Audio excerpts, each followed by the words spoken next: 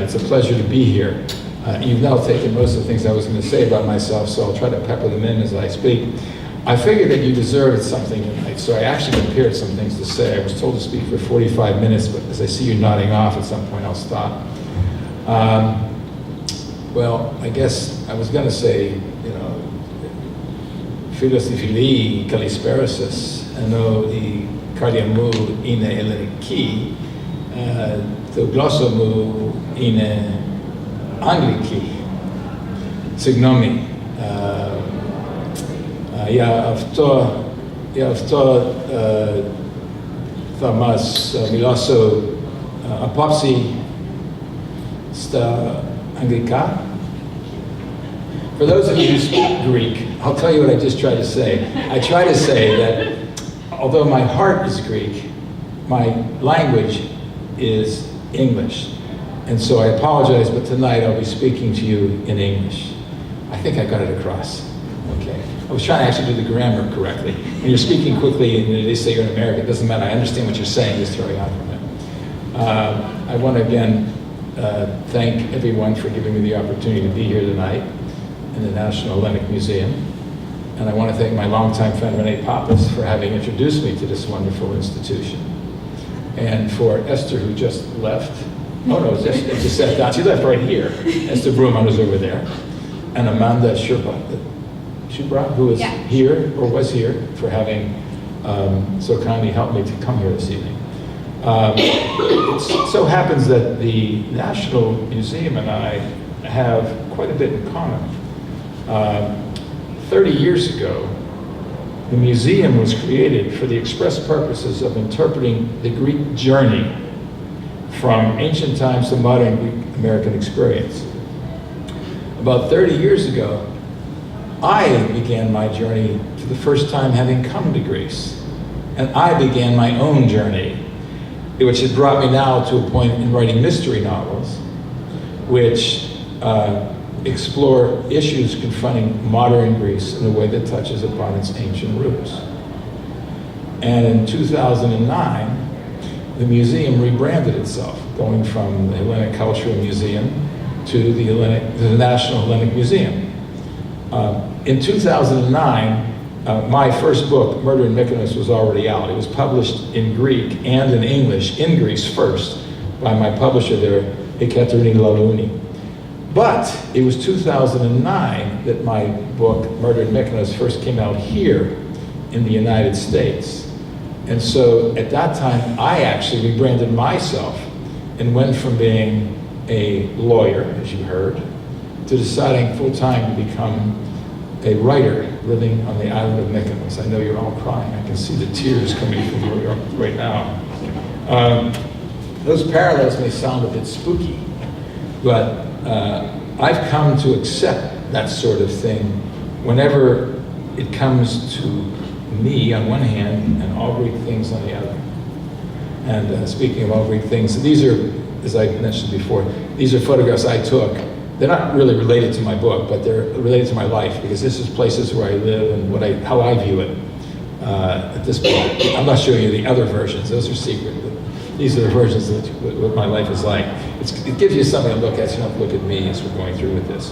But on the subject of writing, my latest book, Mykonos After Midnight, is the 5th in my series of Chief Inspector Andreas Cowley's books. A series that's been described by Marilyn Stasio of the New York Times as thoughtful police procedurals set in picturesque but not untroubled Greek locales. Not untroubled is probably the understatement of our times, by the times, when it comes to Greece. It seems as though there's nothing but troubles over there in Greece. Every time you look at a paper or see the media, you see buzzwords such as financial crisis, corruption, tax evasion, linked to Greece. You hear figures, unemployment figures of 58% of all individuals under 24, 27.3% overall unemployment. And today, the BBC had an article in which said, beyond those figures, 1 million people are working in the private sector without being paid. If you take that figure and add it to a population of 11.5 million, I don't want to tell you what that number jumps to of unemployment. And of course, you also hear that Greece has, at this point, the record of the worst figures of all those categories in the EU. I'm willing to bet that when you first heard those words, you were shocked, stunned. I know I was. And I'm certain for non-Greeks that as they keep hearing them over again, it passes right through your mind. You don't think about it. You go on to other things. I think it's only natural that that happens. Trying to think who it is that said that the first to die in a war is front page news, the 10,000th is old news. It doesn't mean we're not compassionate, it just means we can't wrap our minds around suffering at such a great magnitude. I think that's why whenever we're trying to convince our children of principles we think they should live by, we will tell them stories using characters they can relate to, like a talking teddy bear or a child sleuth. The purpose of it is we want them to grasp principles we think important by showing it to them through their fictional peers. Writers, I think, do the same thing. I know that I do. I'm not talking about lecturing because there's no better way to turn off an audience than to start to lecture them as they're trying to read your book. What I try to do is I try to have them learn what I want them to grasp through coming to know my characters, coming to see how they address issues, how they live their lives, how they're happy, how they're unhappy, and how they feel their pain, as a matter of fact.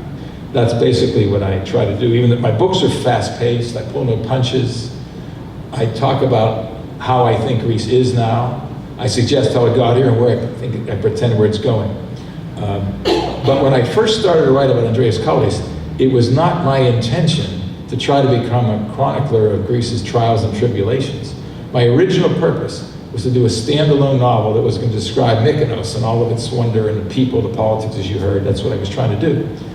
And I hit upon the crime genre because it seemed the appropriate way of being able to show how a island society might react to a threat to its newfound economic glory. I don't know if that sounds strange to you to hear using a mystery to explore the ambiguities of a culture, but I think it's logical, probably very simple. I'm not talking about a Brothers Karamazov type of book here, which has a murder in it.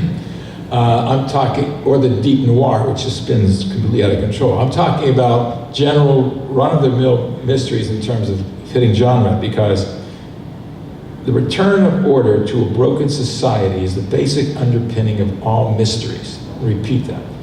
The return to order of a broken society is the basic underpinning of all mysteries. In other words, mysteries are by their nature optimistic. And if there's anything Greece needs at this time, it's optimism, which I try my own way to bring. Well, that's what ultimately brought me to, in Murder in Mykonos, to decide to drop a serial killer into the middle of a Mamma Mia-style paradise and turn it into No Country for Old Men. That decision, I must say, came with obvious risk. After all, I'm a foreigner, I'm not Greek. I lived there as a guest of the country, and I know that there have been some writers who have written about their lands, which they've adopted, and were thrown out. But some, in fact, some, Donna Leone, for example, did not for the longest time write in Italian because she was concerned about that.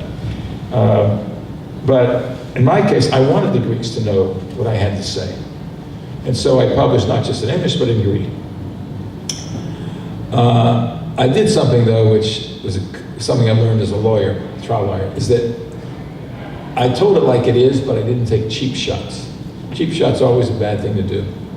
And I'm happy to say I'm 5 books into this series, just finished the 6th one.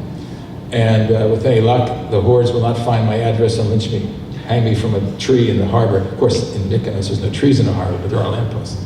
So that's what I'm hoping to do. I can't say I wasn't anxious, though, when I wrote that first book. And no one was more surprised than I when that one became the #1 best-selling English language book in Greece. and the New York Times put it on its radar list of the top, basically the top 50 best-selling hardcovers.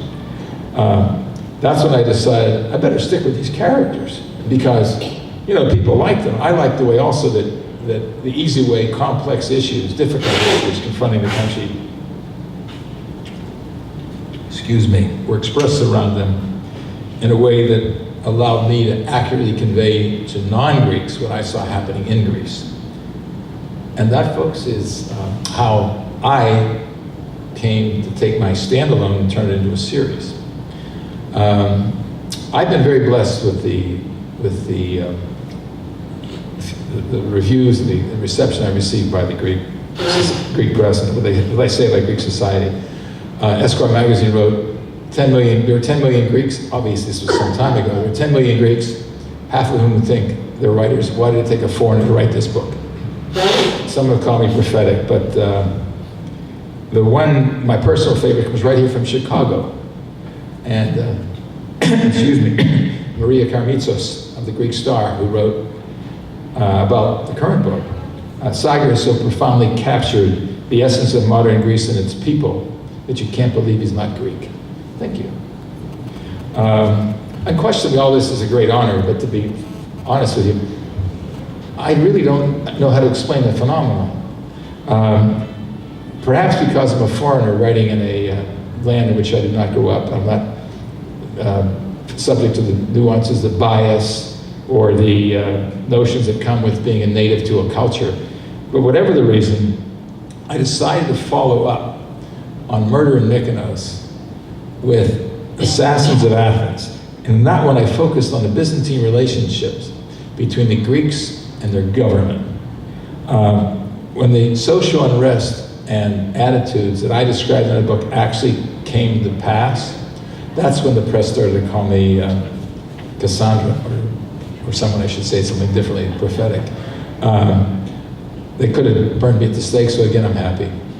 In that book, my primary bad guy in Assassins of Athens came from a well-to-do family, went to university, but rather than concentrating on studies, decided to spend his time mobilizing his fellow youth, and they got younger, he stayed older, he mobilized them, organizing the disenchanted into political demonstrations to serve his patrons. Until he decided the time had come for him to form his own political party and seek to claim power in his own right, or rather, the left, you could say. This book was written in 2008. I'll leave to your minds what party sort of came up after that. Having built up a substantial measure of goodwill with the Greek media, I went ahead and went on to Prey on Patmos. Prey on Patmos was a book that went to the very heart of what was in the Greek life, the church. And I was very, again, when I went out, you could feel, you could hear the relief here in Chicago when the Greek press came and said that they liked the way that I had explained the Greek Orthodox customs and politics, and how I understood not just the ways and concerns of the everyday Greek, but as an astute observer of the movers and shakers. Very nice. I also focused on the 20 monasteries comprising the holy community of Mount Athos. And I explored a scandal that was occurring up there. One that subsequently was the subject of a piece by Michael Lewis in Vanity Fair called Beware of Greeks Bearing Bonds, and then 60 Minutes to the piece. Number 4, which is Targetinos, explored the attitudes of Greece towards immigration. And that's a subject that touches upon all of us, for we're all descended from immigrants ourselves.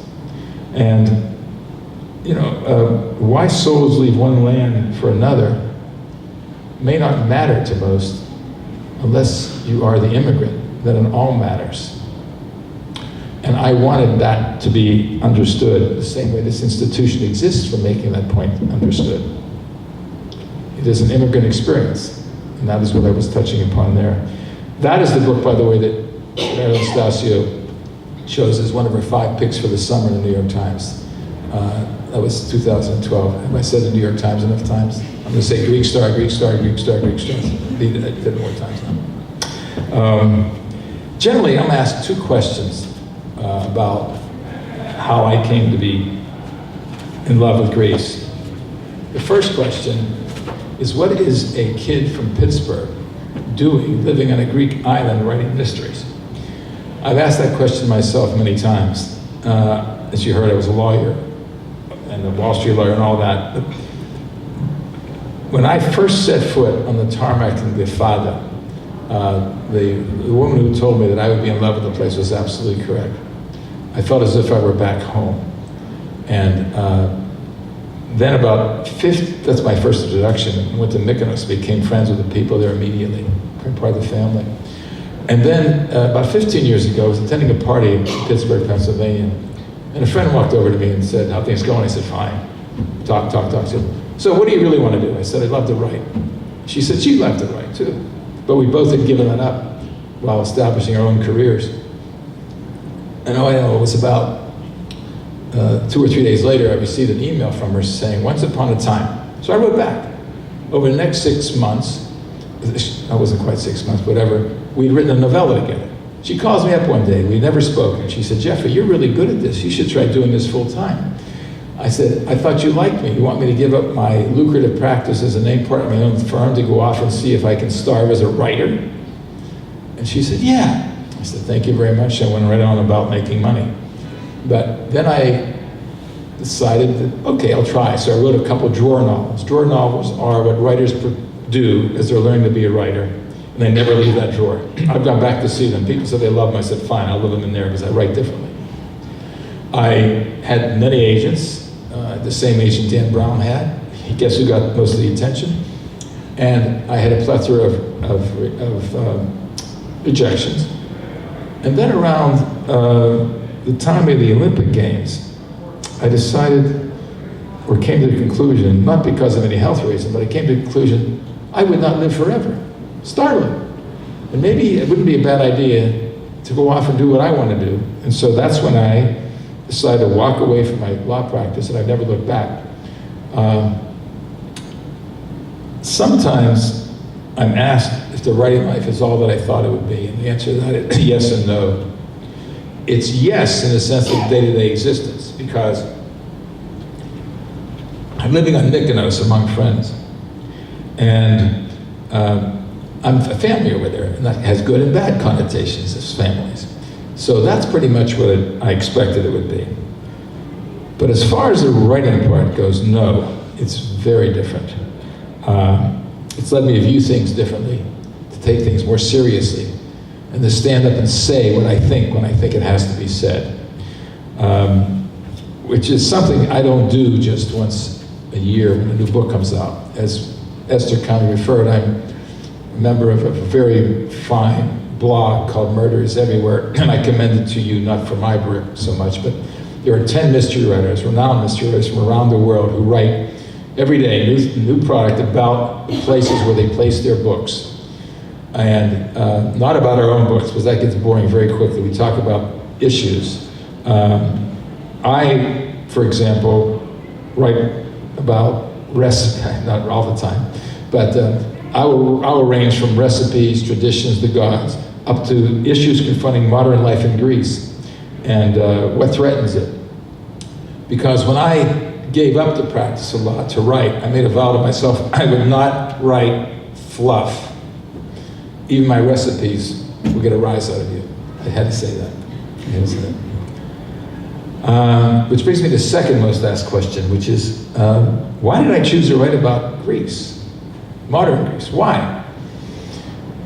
Okay, sure, it's the birthplace of the gods, it's the cradle of European civilization, it's the bridge between East and West, Spartan courage, Athenian democracy, Olympian achievement, Trojan intrigue, all called it home. But why modern Greece? What does modern Greece have to do with anything other than, from a Greek's perspective, to someone living in Chicago or anywhere? What do they care about modern Greece? Yeah, Greeks are really nice people, it's a tourist paradise, but I come home, I go about my business, what does it matter what's happening over there? My answer is always the same one. Take a look at a map. If you look at a map, you will see that virtually all the great difficulties confronting our world today are centered in Greece's Mediterranean neighborhood. There's virtually no other place in the West that is closer to what threatens our world today than Greece. And many of the people who are involved in those issues come to Greece, onto Mykonos, and into my books when I can, because often reality doesn't seem as believable as what is untrue, what is fiction. I mean, my work is based upon a lot of hard research in the clubs and beaches, talking to these people who come over here. You will have people in the know who are involved in the day-to-day issues in Greece who come by, and we discuss. They know actually what happened. They'll talk to me. People from other parts of the world come over and share their confidences, chatting at the beach, or in a pre-dawn conversation, whispering something in a bar or a club. These are the types of people that I find, and I try to use what they tell me and putting it into my books. And the combination of all that hard work is my new book, Mykonos After Midnight. Since I'm supposed to be a writer here talking about my book, I will talk about it for a little bit. It's gotten really wonderful reviews as well. I won't even bother to say them anymore, just trust me. It has to do with portraying Greece, thank you again. But first, let me give a little background on my main character, Chief Inspector Andreas Kaldis. Andreas Kaldis is a native-born Athenian, second-generation cop, impolitic, honest observer of his times. He perseveres despite all that the powers that be and are thrown at his country and at him. He grows. He grows along with the stories. He's not static. He continues to find ways in which to do what must be done to protect his country as best he can in a realistic way. For purposes of a movie-like description, if we're trying to go that way, I know Andreas, when he talks to me, tells me that he really prefers to be called Greece's Dirty Harry. So much for him. Also dates me. I guess there's probably a more current reference in that one. So here's sort of a thematic review of this book, description of this new book without anything you find in the book cover. Think of Humphrey Bogart's character, Nick, in Casablanca, now in his 70s, a legendary nightclub owner, highly regarded on the island of Mykonos, who helped basically transform it from an impoverished island to a playground for the world's rich and famous. Now, imagine him brutally beaten to death in his home by a crew out of an Eastern European version of Al Pacino's Scarface. And imagine that his death unleashes potentially explosive political secrets and locks Andreas in battle with a clandestine international force led by a Dame Judith Dench M-type character from the Bond films, but in this case a very, very, very, very bad Judith Dench. Someone who's committed to wresting control of Mykonos away from the people who have run it for decades, no matter what the cost, who may die. This is, sadly, a metaphor for much of what's happening in Greece these days. We have a dire economic crisis, a society rooted in old ways, desperately trying to catch up with the future, all the while fearing they're trapped in a national economy that may take decades to right itself. There is a sense in some quarters that Greece is finally starting to get its act together. Prime Minister Samaras has risen to the occasion, that his remaining coalition partners, sensing that their only future at this point is within the coalition, are coming to realize the choices between bad medicines, and that is the only choice for saving the country. Ultimately, out of all this pain, and pain there surely is and will continue to be, there may be an opportunity for Greece to reboot and get its priorities back in sensible order. I pray that proves to be true because there are so many variables at play, any one of which could derail the whole return to normalcy process. I mean, you have pervasive suffering of the poor and the unemployed. You have the middle class and the not super rich angered about real estate taxes that have quintupled, and in some cases octupled in 5 years. You have the frustration of students at halted classes and dimmed futures. You have the antipathy of the private sector toward the public and vice versa, and the specter of crise à vie. Obviously, there's no denying that the country is in crisis and faces many difficult challenges in the years ahead, but what angers many in Greece is not the hard times they face, for they're prepared to do what it takes to be able to survive and prosper again. But after suffering for decades under a corrupt and bloated system, they find indiscriminate media coverage attacking not just the system, but belittling the Greek people themselves and their culture as lazy, scheming, and corrupt. Greeks have every reason to be upset about that. Fiscal blame fades, cultural stigmas persist. Perhaps the time has come for Greeks around the world to come to defense of their cultural homeland and confront those who propagate such stereotypes in the media and elsewhere. After all, if the Greeks in Greece are willing to do what they're doing, necessary to suffer as they do, shouldn't their efforts be applauded and supported? That last bit I wrote 3 years ago.